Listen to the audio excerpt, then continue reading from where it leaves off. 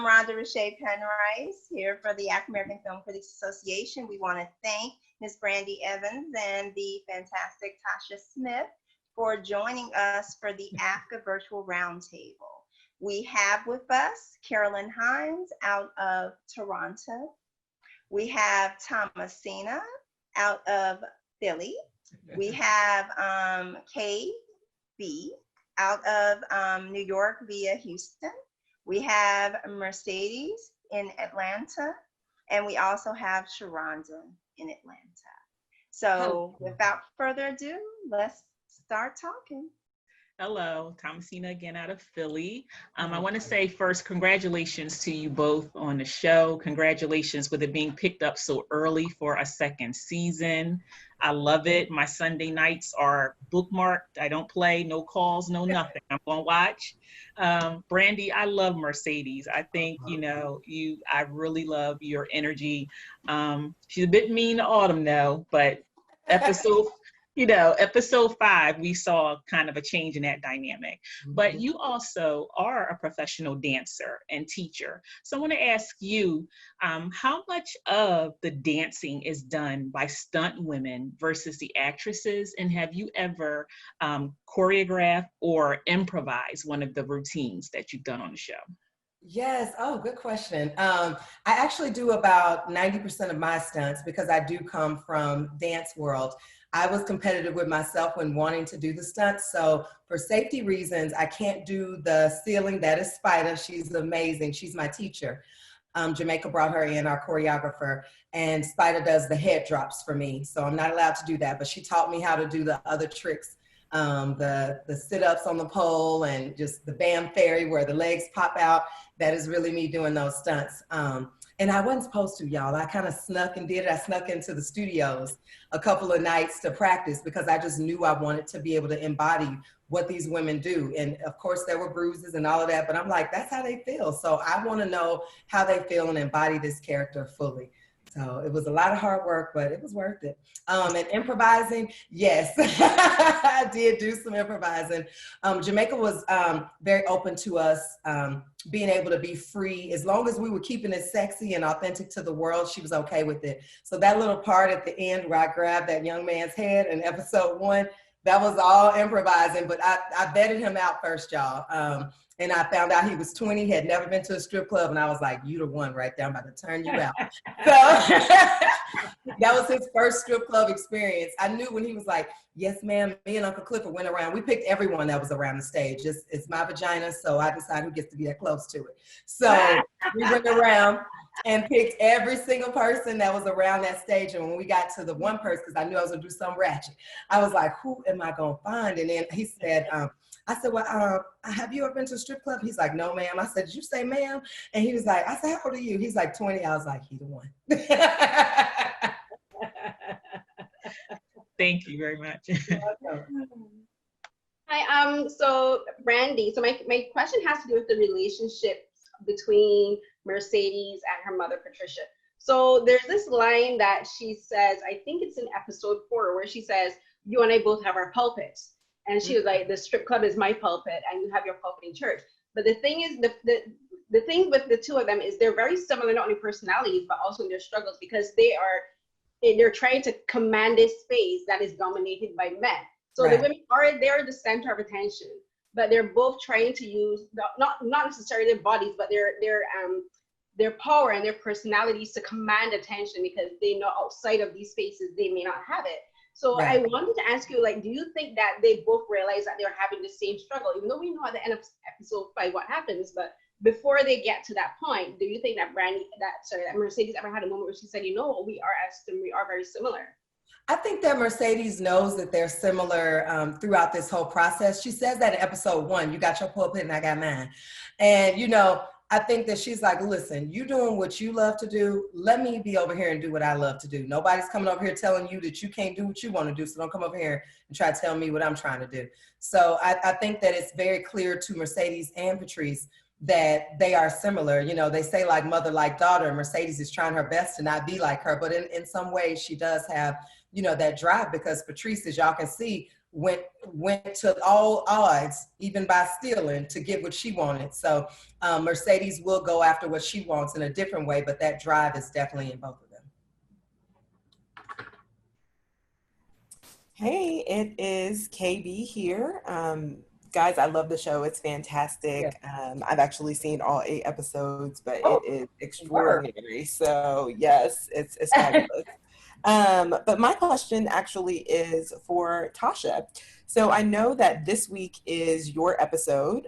It's entitled Legacy. I thought it was phenomenal. I'm not going to spoil anything, but I will say, or rather, I want to ask, what can you tease about this week's episode? And maybe share a little bit about what your favorite scene was, if you can share that as well.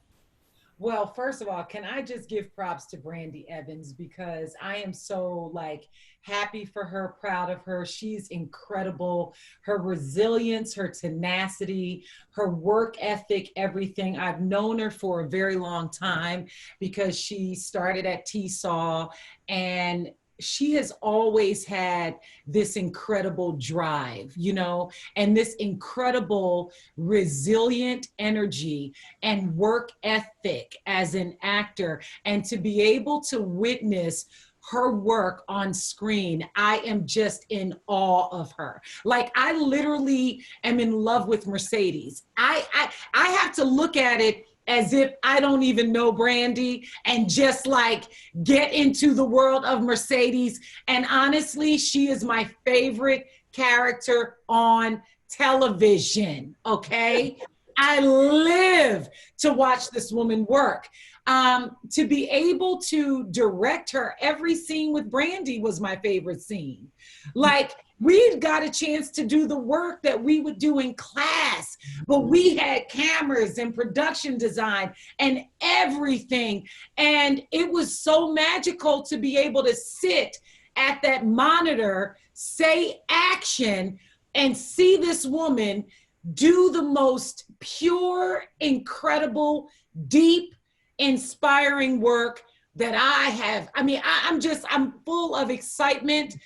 This episode, just like you said, Thomasina, about her relationship with Autumn, you're going to see levels of that relationship in this next episode that's coming on. You're going to see the sisterhood, the camaraderie, and you're going to see them kind of go on a nice journey together. And that's all I'll say. But it's really beautiful what you see with that relationship and how that relationship is developing. And so I'm excited about that. But that's all the teaser I can give, because you got to tune in, okay? Thank you so much. Thank you.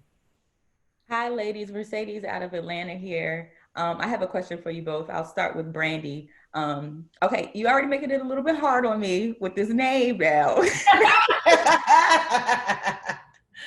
I already get the stereotype of where you dance at here in the city.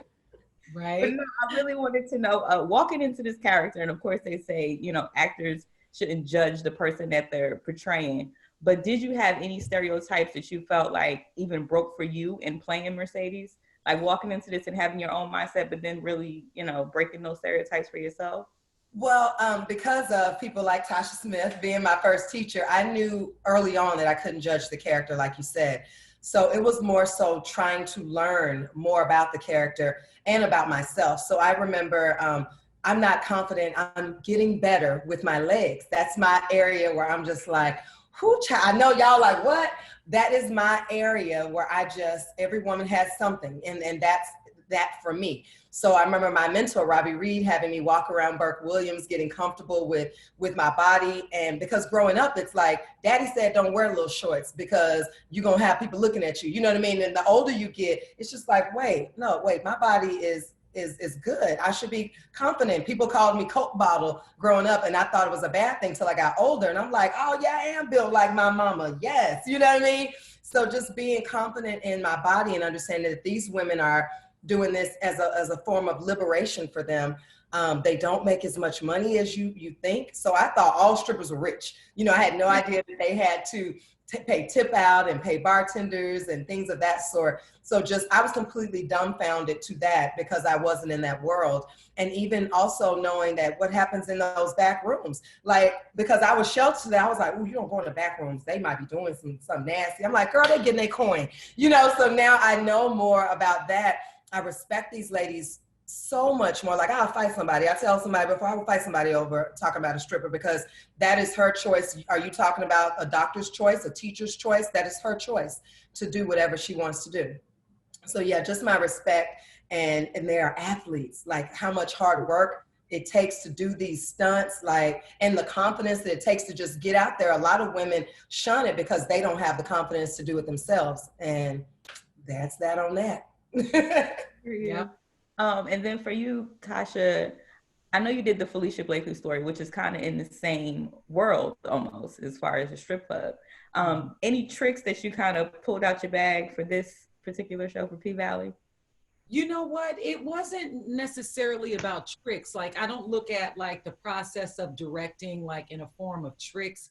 I'm always looking to look at the heart of the character, you know, and I'm trying to tell a story based on the emotional journey that the characters are going through, and then decide how I'm going to utilize the cameras, you know, and everything else in order to do that. You know what I mean? And so like Brandee was talking about, just finding out why and not judging her character. You know, I embrace these women and I celebrate these women. And for me, it's a very deep emotional story. It's not about them being strippers for me, but it's about them being human beings that have needs, that have passions, that have desires, you know, that have their goals in life. You know what I mean? And just coming from that perspective and telling the story from there is how I process it, you know, because, you know, to look at it on the outside or the exterior part of it, I feel like we just kind of, it can become very stereotypical, you know what I mean? And I don't look at these women like this. Like, it's not about stereotypes as much as it is about the humanity of who they are. Yeah, absolutely. Thank you so much. Thank you. Hi, Sharona Williams from Atlanta, Pair Weight. I wanted to ask both of you, you know, Tasha, Brandee is one of your students, and I wanted to know from your standpoint, what is it like? Like, how is it coming full circle, actually being able to work with one of your students on an actual production? And also, to Brandee, does the situation of working with Tasha, does it help elevate your performance even more? Do you want to go first, Brandee? You can go. Well, first of all, Brandee's not only just someone I work with as an actor, but she is my friend as well. And she's my peer and she's my colleague. And even, you know, in the beginning of her working in class, I never look at it like, oh, teacher, student. We are friends, we're colleagues, we're peers, we're on the same level. And I just thank God for the opportunity that I get a chance to be a part of her toolbox in creativity, you know? And so for me as a teacher and as a friend and, you know, collaborator, my dream has always been to not only act with the beautiful women, talented women like Brandee, but also to be able to direct. And there is a level of trust, you know, because her and I have been through the trenches in class. So being on set and us being on the same page, and she knows I got her back, I know she's got my back, and we're clear that it's a journey that we're taking together as artists, collaborating, creating, trying to find the truth and the best shit to communicate on screen. I mean, that right there, talking about legacy, the name of this episode, it's all about legacy for me. That is my dream. I'm so grateful I get a chance to experience it with her. I am grateful. I feel like it's God showing me what the legacy of T-Saw is about. You know what I mean? We're a community of friends and collaborators and artists that are here to support each other. And it was a dream to work with Brandee. I mean, a dream. I loved it. Listen, I felt safe. I knew that I felt safe from the moment that Tasha, because Tasha shows up early, y'all. Most directors show up like a week or two early. Tasha was there, I want to say, a good month before it was time for her episode to even shoot, researching and doing all this stuff. And I just felt safe because she was my first teacher, and then she's my friend. So I knew I was in good hands in every single way. Like even just people knowing who I am, like I didn't have to worry about knowing that this director might think that I'm not talking. No, because she taught me not to talk. You know what I mean? Like I remember, you know, what Tasha taught me. So if I'm sitting in the corner and she says, protect your instrument, you know what I mean? I'm over there in my zone and Tasha understands that.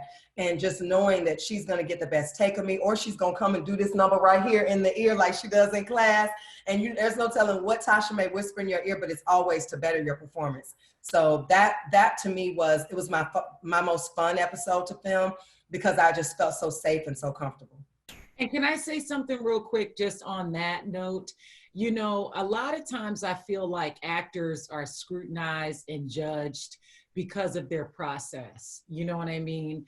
It's like a process that we go through when we're creating. You know, we're not just showing up, figuring it out once we get there, but there was a process in prepping prior to us getting there. And when you get to set, it's like you have to protect the process you allowed yourself to go through. Like all actors are different. Some actors can come on set and come out of character and talk to everybody and go back in. But then there are some actors that when they're dealing with deep emotional stuff, they have to stay focused and protect themselves, protect the story that they're telling. And that was something that I really give my hat off to Brandee, is that her moment from the second she showed up, it was about Mercedes and not about Brandee. You know, Mercedes is the OG. She's a different kind of woman. You know what I'm saying? She's unapologetic, you know? And so Brandee exuded all of that as she showed up. She didn't show up as Brandee, you know, but she showed up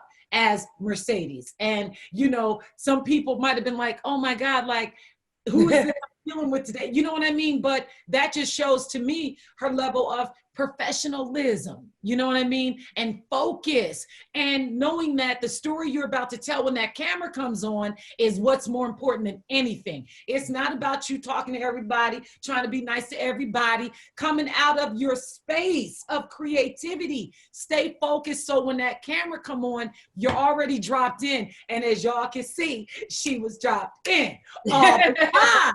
Okay.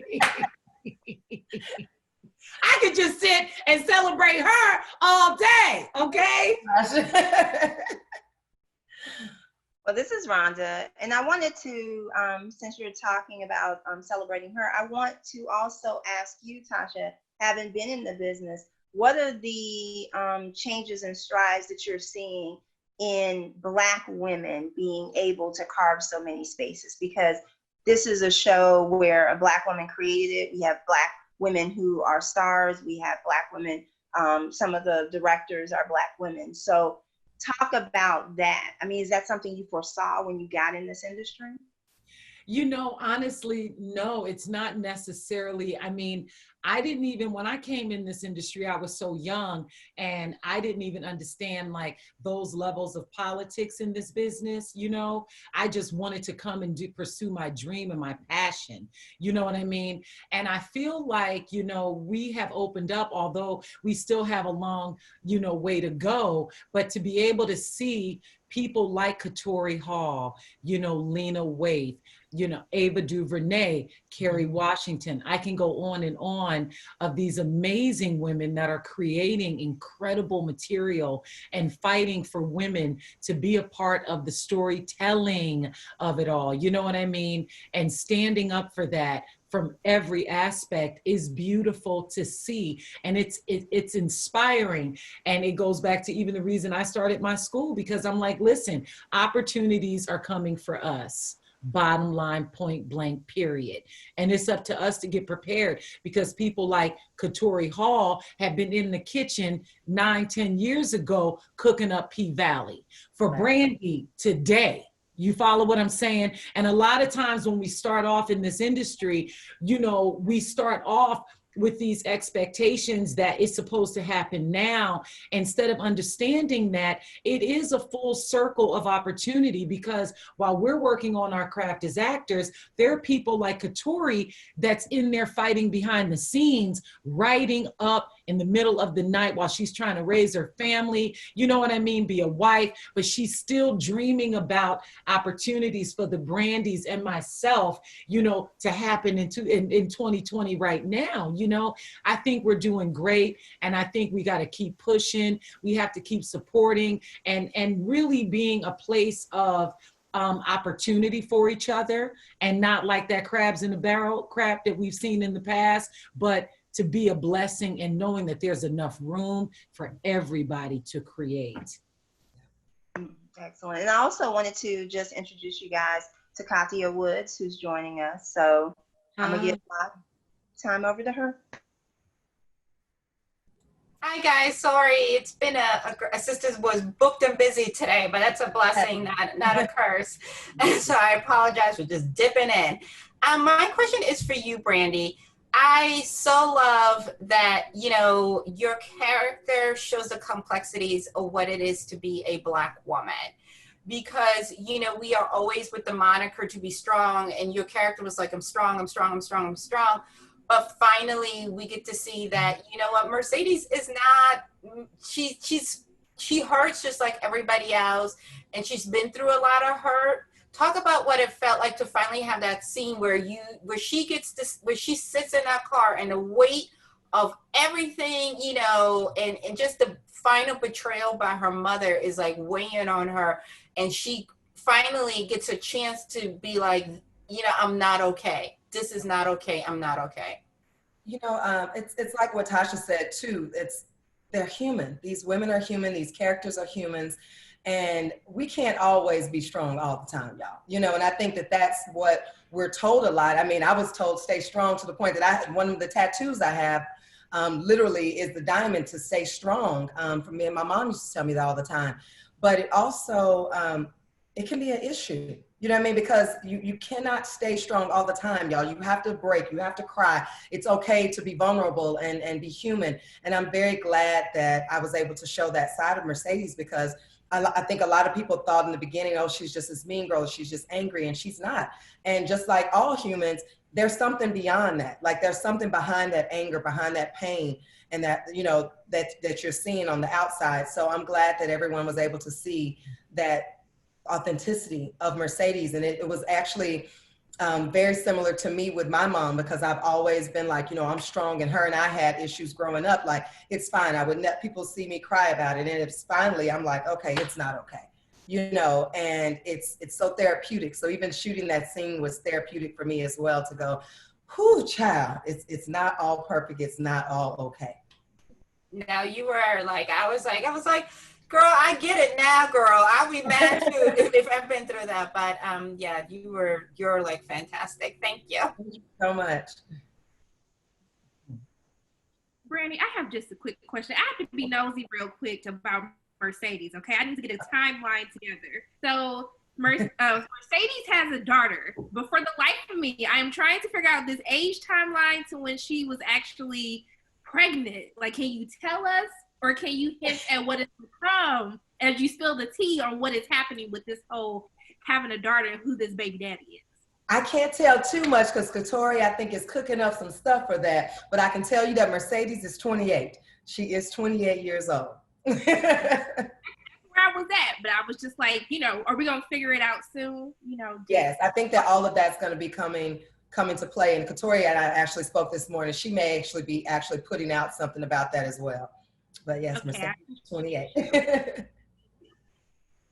Hi, okay, so Brandee, my question is for you, and it has to do with femininity. So like the being on a show that where you're surrounded by so many women, so many Black women especially, and so one of the themes is sexuality and how they own their sexuality. Like, what is it for you being able to do that, not only as a performer, but as a woman on stage in front of complete strangers? Because as you said, like when you start some of the routines, you go around and you pick who's going to be up to the stage. Like, what is it for you to have to be doing this in a space like that, with surrounded by people you know nothing about? Child, we learned that at TSA. Thanks, Tasha. Literally, I remember taking a class from Tasha when I was in Atlanta. I was there doing something else, and I found out Tasha was teaching, and I'm in class in Atlanta, LA with her. So I'm like, wait, Tasha in Atlanta? Oh, I'm gonna figure out how to get in this class. So Tasha had a scene, and there was this couple, and they either were making out or were in the bed. Regardless, you wasn't supposed to have your clothes on. Tasha, I gotta tell this story.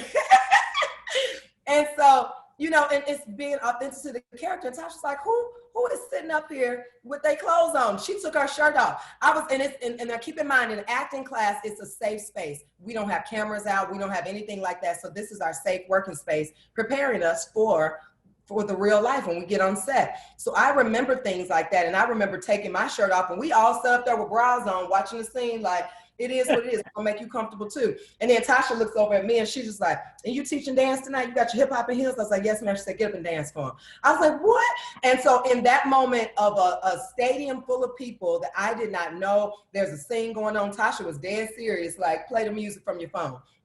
And I had to just go for it. So I just remembered moments like that. Like I said, my mentor had me going to Burke Williams. I had a teacher once that had me just come in my shorts just to get comfortable, because you can't play this role and with any insecurity, because these women aren't insecure. So I had to break my insecurities. So I had to go back to my T-Saw lessons, my Robbie Reed moments, you know what I mean? And just being confident in who this woman truly was. But I was still in my head for 2 seconds, but then I was just like, man, this is just like being on stage with Snoop or Katy Perry. The show has started. Get over it right now. Because nobody got time for money. You wasting their money and you wasting their time. We got to get going. Find your confidence now. Thank you. Mm-hmm. She's my hero, y'all, just FYI. And she is confident too, okay? I love it. And can I just say something real quick? And that's something I really love about Brandee. And I remember Brandee was like, well, you need to get your ass to hip hop and heels. Okay? And I was so nervous because, believe it or not, I'm a little shy. Brandee is much more courageous and confident about her body as I am. It's so funny because I'm like, here I am teaching it, but I need her to teach me that for myself, because I was the one that was always self-conscious. I always like, my boobs are too big to be naked. You know, I always had these hang-ups about myself physically, but watching Brandee and seeing her level of confidence and courage and her freedom with herself, you know what I mean? It's like, that's why I love P-Valley. It's like she's teaching us how to love ourselves and love our bodies and just embrace it. And I just get life every time I see her. Thank you. Well, can I say that outfit that Mercedes had on her final night before she went to confront her mama? Girl, you were rocking that. You were rocking that. I mean, killing it, okay? Yes, she was. That was fly. Miss Tasha, I would lose money on a bet that you were, scared to do anything. I don't see that. Listen, y'all, I'm telling you, and you know I was a former stripper back in the day, and I wish I had the courage that like now that I had back then. And I would tell Brandee, I'm like, but the truth is I wasn't that good. So thank God I'm not trying to, that ended, you know what I mean? Because I was not that good. So my question is, one of the things that I really do appreciate about the show is the female gaze and just the empathy that it elicits for the characters. So Tasha, I want to ask you, what is it that you most want to come across in the legacy episode about the women that we're going to see? And a playful question for you both, if someone put you on the spot, what's the stripper name that you're rocking with? Well, I had a stripper name. My stripper name was Brandee. Okay. I never told you that. This is the first time I'm telling you. Oh my God, I can't believe it. My God, my stripper name was Brandee.